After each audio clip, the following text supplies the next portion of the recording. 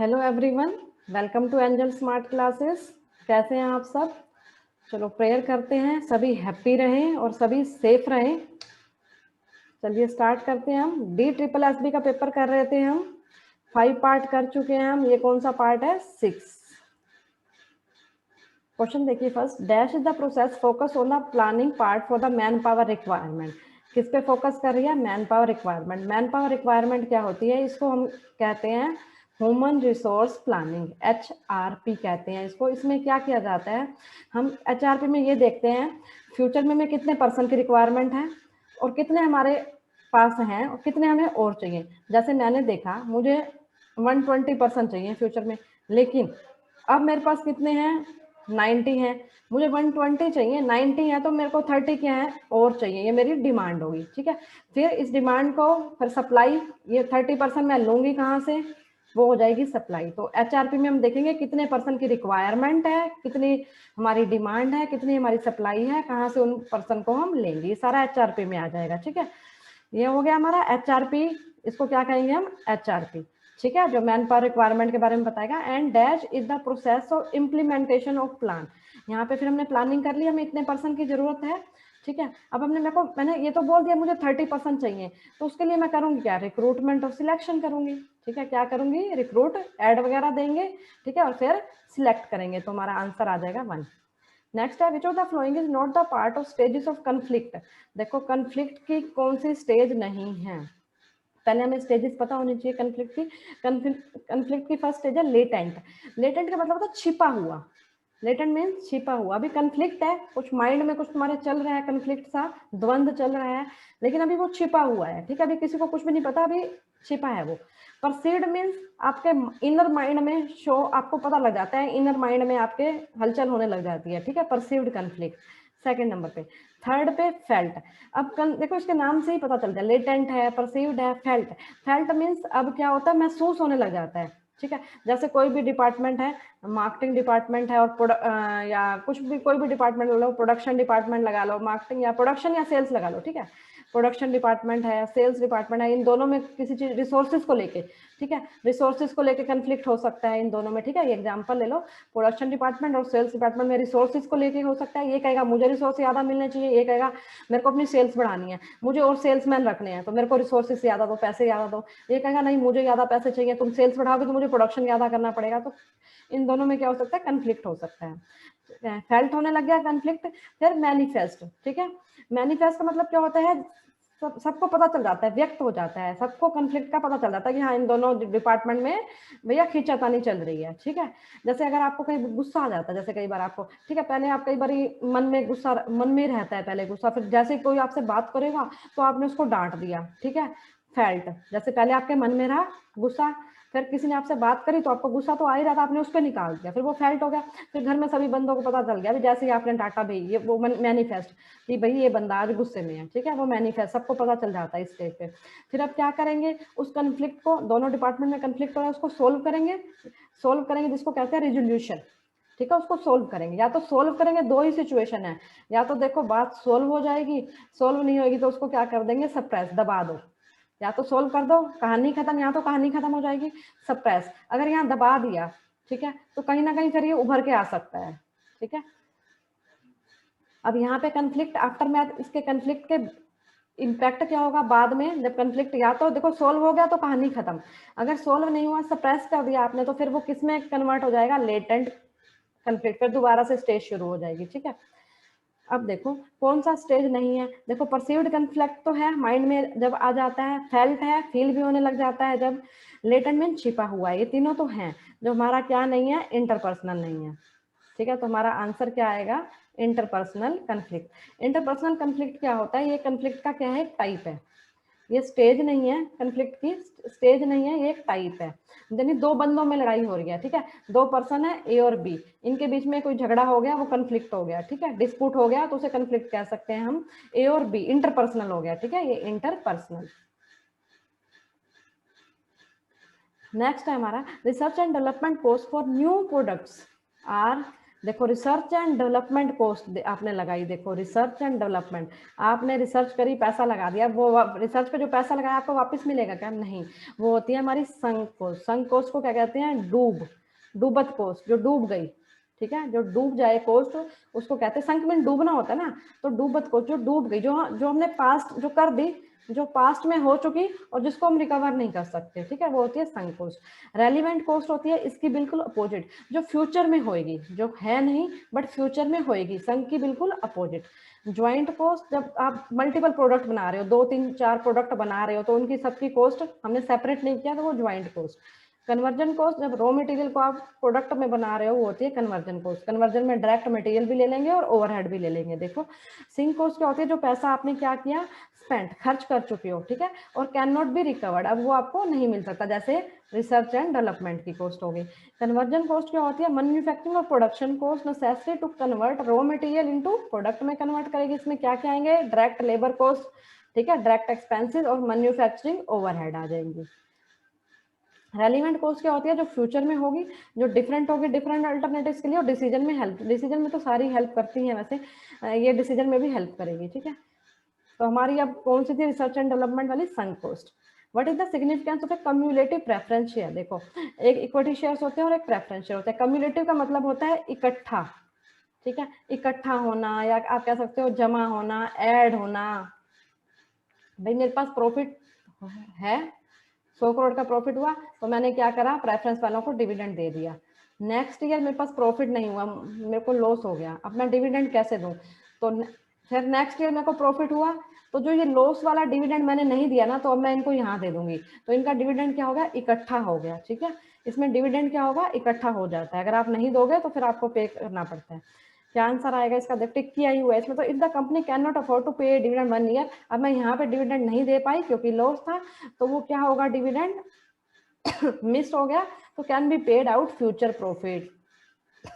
तो मेरे को यहाँ प्रॉफिट हुआ तो मैं ये पिछला डिविडेंड दे दूंगी। Under which of the following conditions employer is liable to pay compensation to workman? देखो कंपनसेशन देना है हमने वर्कमैन को, ठीक है, कंपनसेशन की बात कर रहा है। Under which of the flowing condition employer is liable, ठीक है, किस कंडीशन में उसको कंपनसेशन मीन क्षतिपूर्ति, क्षतिपूर्ति कब हम उसको क्षतिपूर्ति देंगे वर्कमैन को, ठीक है, एक वर्कर को क्षतिपूर्ति कब देगा एम्प्लॉयर?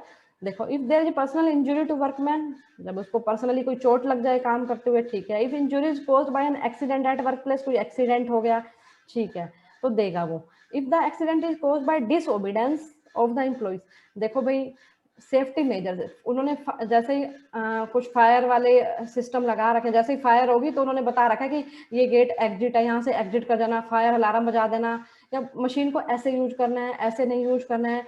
लेकिन जो पर्सन ने क्या किया था? डिसओबीडेंस, उसने जो गाइडलाइंस थी उसका पालन ही नहीं किया, उसने लापरवाही दिखाई, ओबे किया ही नहीं उनकी बात को, तो इसके लिए एम्प्लॉयर जिम्मेवार नहीं होगा। If an injury results in the death of the person, ऐसी इंजरी होगी उससे डेथ होगी। इफ द टोटल और पार्शियल डिसेबलमेंट फॉर लास्टेड, सिर्फ 2 दिन की बात है, 2 दिन में ठीक हो जाएगा तो कंपनसेशन नहीं मिलता। If accident occur due to influence of drugs, उसने ड्रग्स ले रखी थी, ठीक है, जिससे उसको नशा सा हो गया जिसके कारण एक्सीडेंट हो गया, तो इसके लिए भी क्या है? एम्प्लॉयर जिम्मेवार नहीं है इसके लिए भी। अब 2 दिन की बात है, ठीक हो जाएगा, इसके लिए भी एम्प्लॉयर जिम्मेवार नहीं है। तो इसके लिए जिम्मेवार है एक्सीडेंट एट वर्क प्लेस 2 और 4, 2 4 के साथ क्या है? एक ऊपर का भी है 2 4 और 1, तो आंसर आ जाएगा हमारा second. A firm shows required production of 120 units, कितना प्रोडक्शन करना है एक महीने में? 120 यूनिट का प्रोडक्शन करना है। लेबर पर यूनिट इज, पर लेबर लग रही है 1 यूनिट को बनाने में 3 घंटे की लेबर लग रही है, ठीक है, और पैसे कितने दे रहे हैं लेबर को? 12 रुपए पर हार दे रहे हैं, ठीक है, तो इनको सबको मल्टीप्लाई कर दो, ये आ जाएगा 360 और 12,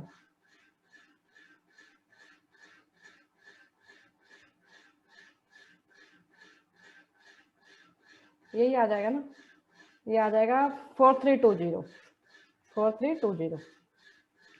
The process of getting all the organizational members involved to form a sense of common purpose, देखो भी एक कॉमन पर्पज के लिए क्या हुए हैं? Getting members involve members involve हो रहे हैं, प्रोसेस ऑफ गेटिंग इन्वॉल्व हो रहे हैं, ठीक है, कोई कॉमन पर्पज, उसे क्या कहेंगे? देखो अब इसमें ना ऑप्शन से ही क्लियर हो जाएगा। देखो सभी बंदे इकट्ठे हो रहे हैं, सभी लोग इकट्ठे हो रहे हैं एक कॉमन पर्पज के लिए। देखो डायरेक्शन में तो आप क्या देते हो? गाइडलाइंस, गाइड, ऐसे काम करो, ऐसे करो, गाइडेंस दोगे अपनी, ठीक है, उनको मोटिवेशन दोगे, उनको लीडरशिप दोगे, ये आ जाएगा डायरेक्शन में। तो कंट्रोल में कंट्रोल करोगे काम सही हो रहा है या नहीं हो रहा है। अमलगमेशन में जब दो कंपनी एक हो जाती हैं, दो कंपनीज एक हो जाती हैं, तो एक ही ऑप्शन बच गया, इंटीग्रेशन। इंटीग्रेशन का मतलब है एक होना, एक होना। जब आप एक हो, इन्वॉल्व हो रहे हो सारे किसी कॉमन पर्पज में, वो होगा integration. A need to discover what we are, हम क्या हैं, and develop to fullest potential. देखो ये मास्लो ने दी थी अपनी नीड थ्योरी, 5 नीड्स बताई थी मास्लो ने, ठीक है। सबसे पहली थी फिजियो सोशोलॉजिकल, फिर सेफ्टी थी, फिर सोशल थी, देन एस्टीम, और then self actualisation. Self actualisation, ये सेल्फ एक्चुअलाइजेशन लास्ट स्टेज होती है। ये स्टेज यही कहती है कि एक पर्सन जितना ऊपर उठ सकता है वो ऊपर उठे। आप अपनी लाइफ में अपने करियर के लिए जितना कुछ कर सकते हो, जितना ऊंचा उठ सकते हो, वो सब करो। वो होती है सेल्फ एक्चुअलाइजेशन नीड्स, ठीक है, कि हम क्या हैं, and develop to fullest potential, अपने फुल पोटेंशियल को यूज करो, ठीक है, वो है सेल्फ एक्चुअलाइजेशन नीड। ये हायर लेवल की नीड हो जाती है। Which stage of marketing research is considered to be the most difficult for an entrepreneur due to lack of knowledge experience in marketing? देखो सबसे जो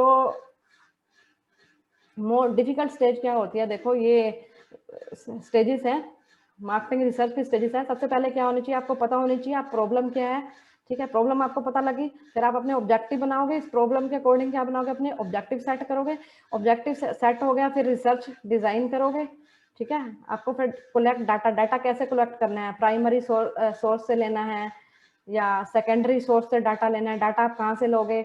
एक्चुअल में जिन्होंने एमफिल कर रखी होगी ना, उसमें यूज होता है, या जिन्होंने यूजीसी नेट का पेपर दे रखा है, तो फर्स्ट पेपर में भी ये सब रिसर्च यूज होती है। उसके बाद क्या करोगे, आपने डाटा कलेक्ट कर लिया, फिर उसको एनालाइज करोगे, इवेल्युएट करोगे और इंटरप्रेट करोगे, ठीक है।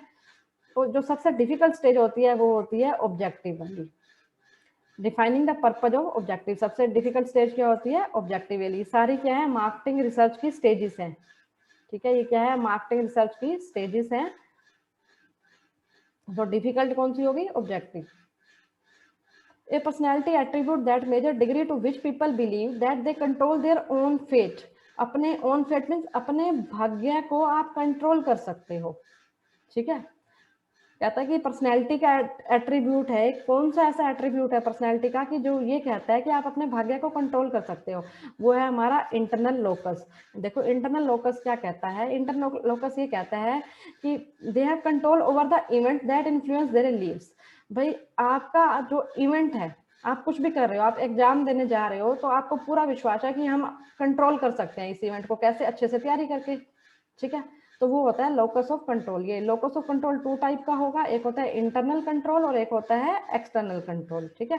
इंटरनल मींस आपको अंदर से आप कंट्रोल कर सकते हो, आपका पेपर दिया आपने, ठीक है, आपका जो भी रिजल्ट आएगा, ठीक है, उसके लिए आप खुद को ही रिस्पॉन्सिबल ठहरा रहे हो, वो होता है internal locus of control. External means, external क्या होता है, जब आप अपने दूसरे कंट्रोल की पावर किसी दूसरे को दे दिया, आपने दूसरों पर डाल दिया कि नहीं टीचर ने हमें अच्छा ही नहीं करवाया, तो वो हो जाता है external control, external locus of control, ठीक है।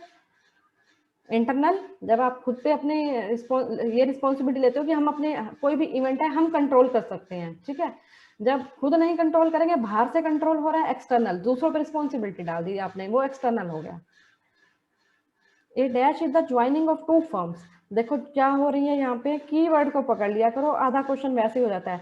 2 फर्म्स ज्वाइन हो रही हैं और क्या बन रही है, थर्ड कंपनी बन रही है, इन विच, तो उसको क्या कहेंगे, देखो भाई इसके ऑप्शन ही ऐसे दे रखे हैं, माइनॉरिटी इंटरेस्ट, मेजोरिटी इंटरेस्ट, ये सारे होल्डिंग और सब्सिडरी में यूज होते हैं। ये माइनॉरिटी इंटरेस्ट कहाँ है, होल्डिंग एंड सब्सिडरी में, जिसके कम शेयर हो, ठीक है। इसमें आंसर क्या है हमारा, मेजोरिटी जिसका ज्यादा शेयर हो, माइनॉरिटी जिसका कम शेयर हो, तो ये होगा ज्वाइंट वेंचर, ठीक है। ज्वाइंट वेंचर में क्या, जैसे हीरो और होंडा मिलके क्या बन गई, हीरो होंडा बन गई, मारुति सुजुकी मिल गई, मारुति सुजुकी, ठीक है। Which type of ownership is the list expensive, ये तो सभी को पता है भाई। देखो ओनरशिप के टाइप है ये सारे, पार्टनरशिप होती है, सोल प्रोप्राइटरशिप, कॉर्पोरेशन। सबसे कम खर्चा किसमें होता है, जब एक बंदा है, सोल मीन्स जब एक ही पर्सन सब कुछ हैंडल कर रहा है तो इसमें सबसे कम खर्चा आता है, उसके बाद पार्टनरशिप में सबसे ज्यादा खर्चा कंपनी को एस्टेब्लिश करने में। अच्छा ये हिंदी में आ गया क्वेश्चन एक, संगठनात्मक विकास के दौरान नेतृत्व का संकट होने पर उसे हल करने का तरीका क्या है। देखो भी लीडरशिप की बात कर रहा है, ये लीडरशिप का संकट हो रहा है तो आप कैसे हल कर सकते हो उसको, लीडरशिप को सहयोग के माध्यम से, निर्देशन के, समन्वय के, देखो कोऑर्डिनेशन से, लीडरशिप को कोऑर्डिनेशन से, निर्देशन से, डायरेक्शन से, सहयोग मीन्स कोऑपरेट से, है ना, कोऑपरेट। आप कैसे लीडरशिप को प्रॉब्लम को दूर, लीडरशिप किस में आता है, डायरेक्शन में आता है, सिंपल सा है, डायरेक्शन के ही पार्ट होते हैं लीडरशिप, मोटिवेशन, सुपरविजन, ठीक है, ये सारा किस में आता है, डायरेक्शन में आता है। इसमें आप रेजी करके इसको दूर कर सकते हो। A manager can supervise a limited number of executives refers to which of the following। देखो एक लिमिटेड नंबर पे कंट्रोल कर सकता है, उसको हम क्या कहते हैं, स्पैन ऑफ मैनेजमेंट। देखो स्पैन ऑफ मैनेजमेंट क्या है, ये एक बॉस है, ठीक है, ये एक बॉस है, ये कितने बंदों को वो कर सकता है, इसके अंडर में जो जितने बंदे आएंगे वो होता है span of management. Span of management का मतलब है एक जो सुपीरियर है या एक बॉस है, कितने सबऑर्डिनेट को वो कंट्रोल कर सकता है, ठीक है, कितने सबऑर्डिनेट को वो कंट्रोल कर सकता है, तो वो होता है हमारा स्पैन ऑफ मैनेजमेंट। अब ये डिपेंड करता है कि कितने बंदों को वो कंट्रोल कर सकता है, काफी चीजों पर डिपेंड करता है। अगर उसके जो उसके इसके अंडर में जो बंदे हैं, ये वाले जो इसके सबऑर्डिनेट्स हैं, और ये बहुत इंटेलिजेंट हैं, टैलेंटेड हैं, अपने आप काम को कर लेते हैं, तो ये ज्यादा बंदों को कंट्रोल कर पाएगा। अदरवाइज नहीं करते वो काम तो थोड़े बंदों को कंट्रोल कर पाएगा। तो एक सुपीरियर कितने सबऑर्डिनेट को कंट्रोल कर सकता है, अपने अंडर कितने बंदे रखेगा, वो होता है स्पैन ऑफ मैनेजमेंट। एक लिमिट तक ही रख सकता है हर कोई, क्योंकि एक पर्सन की लिमिट तो होती है, ठीक है, वो होता है span of management. Work specialisation, भाई काम में एक काम को बार बार दो तो उसमें स्पेशलाइजेशन हो जाता है। डिपार्टमेंटेशन, ये पता ही होगा, मार्केट डिपार्टमेंट बन गया, सेल्स डिपार्टमेंट बन गया, प्रोडक्शन डिपार्टमेंट है। फॉर्मलाइजेशन, जब आप हायरार्की को फॉलो करते हो एक, ठीक है, स्टेप बाय स्टेप काम होते हैं जिसमें, ठीक है, किसी चीज में स्टेप बाय स्टेप काम हो रहा है, rules regulation, formalisation rules regulation के अकॉर्डिंग काम हो रहे हैं। A country dash is the difference between the value of country import and export. देखो कंट्री की बैलेंस ऑफ पेमेंट की बात कर रहा है, ठीक है, बैलेंस ऑफ पेमेंट की बात कर रहा है, कंट्री के इंपोर्ट है और एक्सपोर्ट है, वो किस में दिखाते हैं, वो हम दिखाते हैं करंट अकाउंट में, ठीक है। करंट अकाउंट में क्या क्या आता है, एक तो ये आएगा आपका इंपोर्ट और एक्सपोर्ट, और दोनों चीजों का आएगा, गुड्स का भी, ठीक है, सर्विस का भी, ठीक है, और यूनिलेटरल ट्रांसफर भी, तीन चीजें आ जाएंगी इसमें। यूनिलेटरल ट्रांसफर, यूनिलेटरल ट्रांसफर क्या होता है, one sided payment, one sided payment, uni means one sided. जैसे यूएसए वालों ने या जापान वालों ने इंडिया को क्या किया, कोई गिफ्ट दिया, ठीक है, कोई पेमेंट कर दी एज ए गिफ्ट, कोई पेमेंट करी, तो वो यूनिलेटरल हो जाएगी, वन साइडेड। नेक्स्ट है 80% of the sales of ₹10 lakh of a firm are on credit, it has a receivable turnover ratio. Receivable turnover ratio या इसको कहते हैं डेटर टर्नओवर रेशियो 8 है। What is the average collection period. देखो average collection period and average debtor निकालने हैं। पहले average निकालो, ACP एवरेज कलेक्शन पीरियड कैसे निकलेगा, days divided by debtor turnover ratio. Days कितने दे रखे हैं, 360 ले लो, डिवाइडेड बाय DTR, DTR कितनी है 8, ये ले लो 8, ये कितना आ गया 45 डेज, 45 डेज आ गया। अच्छा दोनों में ही 45 डेज है, ठीक है, ये 45 डेज आया। तो इसके बाद हम क्या करेंगे, हम आगे भी कैलकुलेट करना पड़ेगा हमें, ठीक है, ये मैंने करा हुआ है, शायद कर रखा है ये। देखो एवरेज कलेक्शन पीरियड में क्या है, डेज बटे में DTR, ये 45 डेज आ गया। तो उसके बाद आगे भी कैलकुलेट करना पड़ेगा, फिर एवरेज डेटर निकालो, average debtor ACP means average collection period, ठीक है, average collection period. DTR means debtor turnover ratio. तो डेटर टर्नओवर रेशियो कैसे निकालोगे, credit sales divided by average debtors, ठीक है। क्रेडिट सेल्स कितने की है 8 कैसे आया ये, देखो 10 लाख की सेल करी थी, जिसमें से वो कह रहा है 80% क्या है, 80% सेल्स क्या है हमारी क्रेडिट है, ठीक है, 80% क्रेडिट है। तो 10 लाख का 80% 8 लाख हो गया, ठीक है। 8 होगा डिवाइडेड बाय DTR करोगे 8 तो ये आ जाएगा हमारा 1 लाख, ठीक है। 45 डेज और 1 lakh. The north American free trade agreement NAFTA, जो नाफ्टा जो है कौन कौन सी कंट्री है, नाफ्टा में 3 कंट्री हैं भाई, ठीक है, 3 कंट्री हैं, यूनाइटेड स्टेट्स है, मैक्सिको और कनाडा।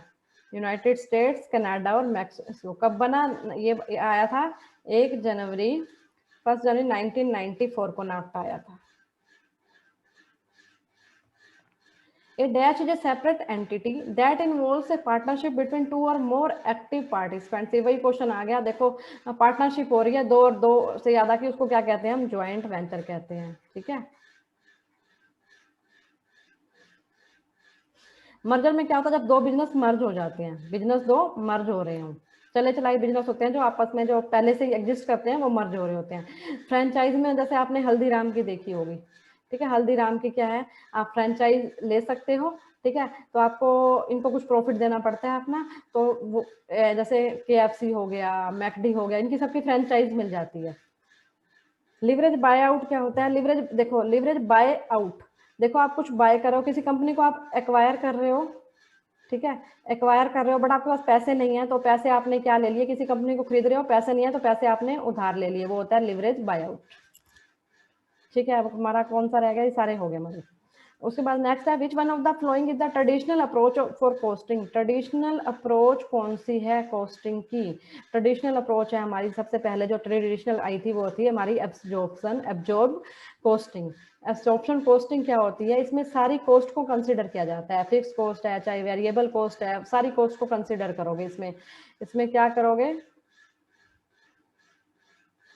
देखो ऑब्जर्वेशन कॉस्टिंग क्या होती है, all cost associated with the manufacturing है ए पर्टिकुलर प्रोडक्ट। जब आप क्या कर रहे हो, सारी कॉस्ट को, सिंपल ऑल कॉस्ट ले लो, इसमें जब फिक्स्ड है जब वो वेरिएबल है, सारी कॉस्ट ले लो। एंड ESOP इसको क्या कहते हैं, एम्प्लॉई स्टॉक ऑप्शन प्लान या एम्प्लॉई स्टॉक ओनरशिप प्लान भी कहते हैं।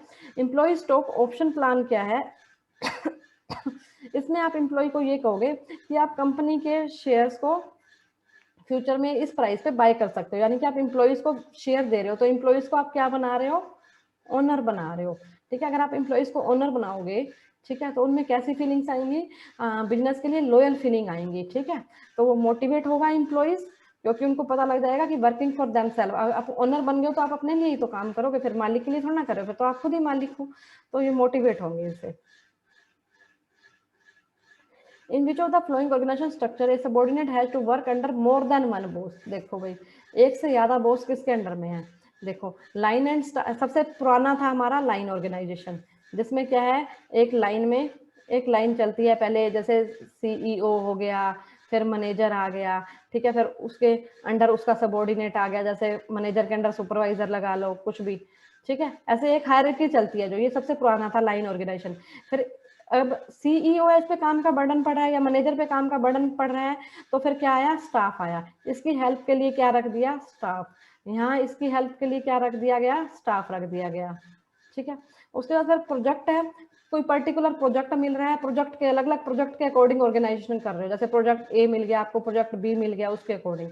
फिर होती है हमारी मैट्रिक, जो हमारा आंसर आएगा वो आएगा मैट्रिक। मैट्रिक्स में क्या होता है, मोर देन वन बॉस होगा।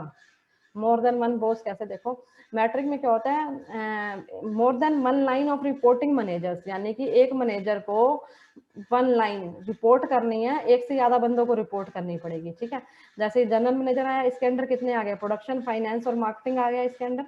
अब देखो प्रोडक्शन मैनेजर है, इसके अंदर क्या आया, प्रोडक्शन ग्रुप आ गया, और साथ के साथ देखो यहाँ से भी और यहाँ भी, दोनों तरफ से जो है रिपोर्टिंग यहाँ भी देनी पड़ती है, रिपोर्टिंग वहां भी देनी पड़ती है, वो होती है हमारी matrix organisation.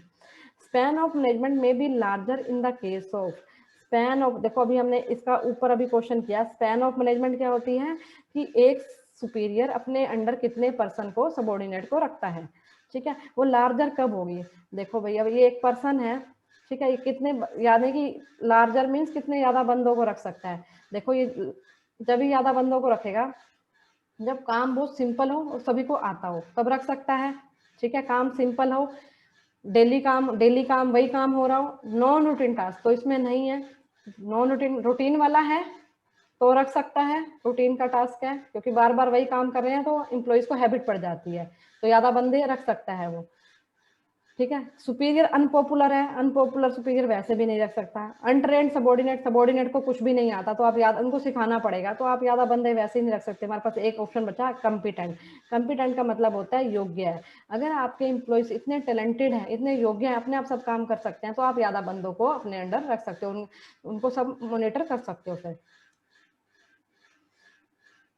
Which of the following is the most common type of departmentalization? Department का सबसे कॉमन टाइप क्या है? सबसे पहला जो कॉमन इंपॉर्टेंट टाइप है वो है फंक्शनल। फंक्शनल क्या होता है? HRM डिपार्टमेंट बना दिया हमने, मार्केटिंग का अलग डिपार्टमेंट, फंक्शन के अकॉर्डिंग बना दिए। फाइनेंस का अलग है, मार्केटिंग, सेल्स, फाइनेंस, प्रोडक्शन का अलग है, ये होती है फंक्शनल डिपार्टमेंट। प्रोडक्ट डिपार्टमेंट, आप एसी बना रहे हो, आप फ्रिज बना रहे हो, प्रोडक्ट के अकॉर्डिंग डिपार्टमेंट बना दिया। कस्टमर डिपार्टमेंट, कस्टमर डिपार्टमेंट नहीं है। कस्टमर इसमें क्या करता है? ये फोकस करता है कस्टमर पे, फोकस ऑन कस्टमर, जो कस्टमर पे क्या करता है? फोकस। ज्योग्राफिक डिपार्टमेंट बना दिया, नॉर्थ का अलग, साउथ का अलग, ईस्ट का अलग। ठीक है। Delegation of authority results in, delegation of authority का मतलब होता है जो आपके पास पावर है ना, वो आप पावर शेयर कर रहे हो अपनी। ठीक है, अपनी पावर क्या कर रहे हो? बांट रहे हो। डेलीगेशन ऑफ अथॉरिटी है वो, आप दूसरों को अपनी डेलीगेट कर रहे हो अपनी अथॉरिटी। तो उससे क्या होगा? Centralisation power at the top नहीं, आपने बांट दी तो आपके पास तो पावर वैसे नहीं रही, सेंट्रलाइजेशन तो नहीं हुआ जब बांट रहे हो तो। अवॉइडिंग रिस्पॉन्सिबिलिटी, ये भी नहीं।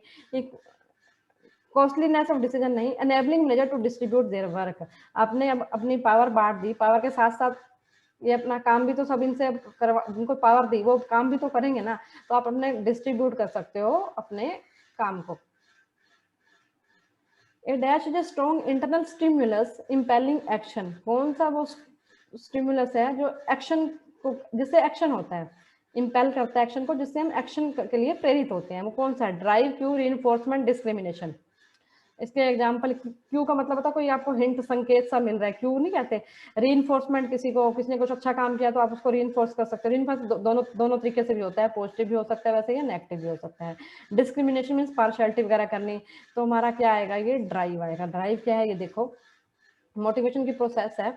देखो, एक पर्सन क्या है? अनसेटिस्फाइड नीड, उसकी कोई नीड है जो फुलफिल नहीं हुई। अब आपको कुछ चाहिए, ठीक है, तो आपको नहीं मिला तो आपको टेंशन हो जाती है, हाँ ये चीज मुझे मिल जाए, ठीक है, लेकिन ऐसा तो नहीं मिलेगी। उसके लिए क्या? ड्राइव। ड्राइव मीन्स जो आपको मोटिवेट करेगा, आपको कहेगा नहीं ये काम कर, जब तो आपको नीड को सेटिस्फाइड कर पाओगे। ड्राइव ने जिसने क्या किया? आपको मोटिवेट किया। ठीक है, तो फिर आप मोटिवेट हो गए, आप सर्च बिहेवियर, अब आपको कुछ चाहिए तो आप खोज करोगे वो चीज कैसे लूं मैं, ठीक है, कैसे मैं इनकम जो जॉब करके ले सकता हूँ पैसा, या कैसे मैं पैसा कमा सकता हूँ, आपने ये सोचा तो ठीक है, फिर आपके पास पैसे आ गए, आप फिर क्या हो गया? आपकी नीड सेटिस्फाइड होगी, आपको जो चीज चाहिए थी आपने ले ली हो। फिर रिडक्शन ऑफ टेंशन, तो फिर टेंशन ही खत्म। ठीक है, ये मोटिवेशन की क्या होती है? प्रोसेस। जो ड्राइव होता है यहाँ पे, ये क्या करता है? आगे सर्च बिहेवियर आया ना, तो ये क्या करेगा? कंपेल करेगा एक्शन के लिए, ये मोटिवेट करेगा एक्शन के लिए, तभी आपकी नीड सेटिस्फाइड होगी। विच of the flowing best describe flexible budget क्या होता है? देखो, एक होता है फिक्स, नाम से ही पता लग रहा है, फिक्स जो फिक्स रहता है, फ्लेक्सिबल जो चेंज होता है, जो चेंज हो सकता है।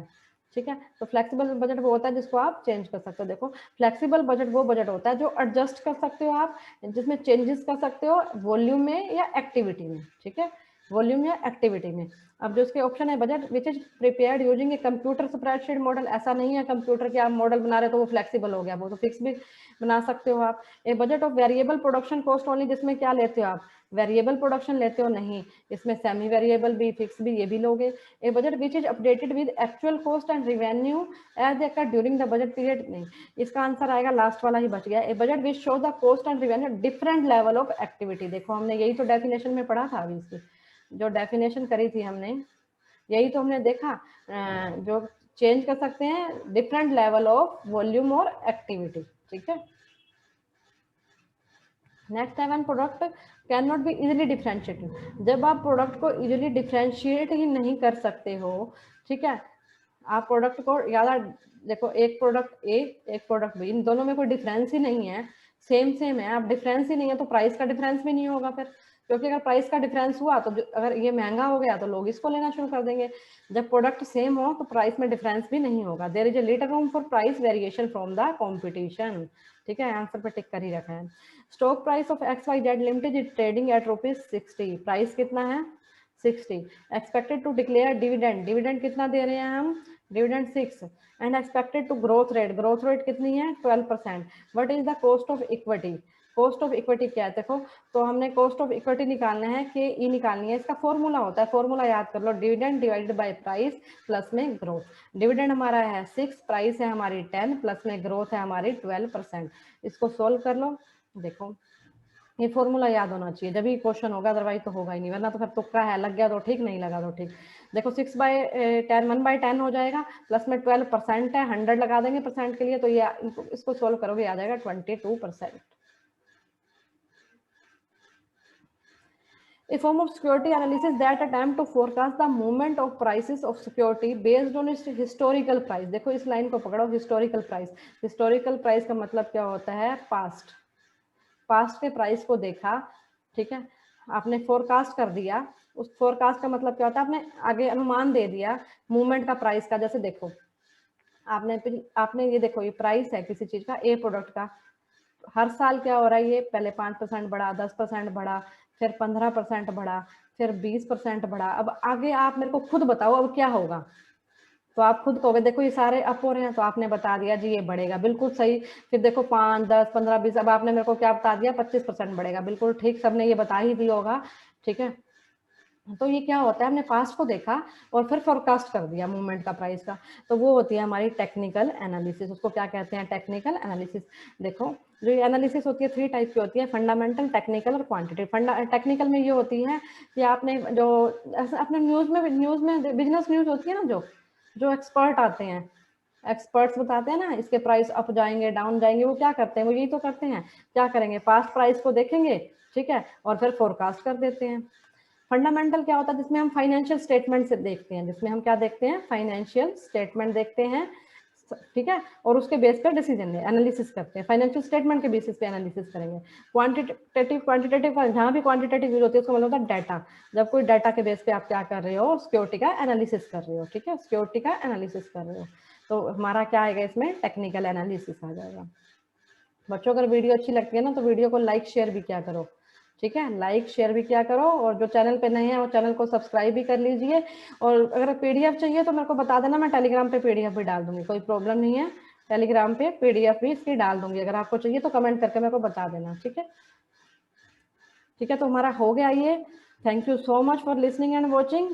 अगर आप चैनल पे नए हैं तो चैनल को सब्सक्राइब कर लीजिए और वीडियो को लाइक जरूर किया करो, कमेंट करके बता भी दिया करो वीडियो कैसी लगी। मिलते हैं हम नेक्स्ट लेक्चर में। अब हम क्या करेंगे, यूपी का पेपर करेंगे भैया, ठीक है।